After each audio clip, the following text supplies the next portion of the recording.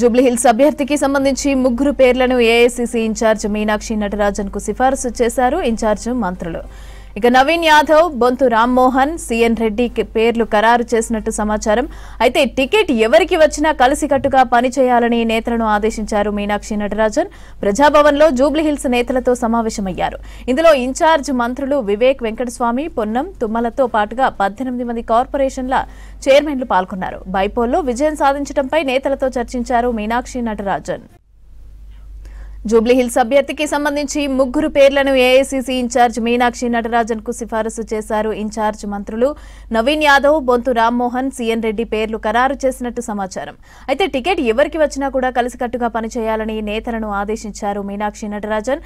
ప్రజాభవన్లో జూబ్లీహిల్స్ నేతలతో సమావేశమయ్యారు.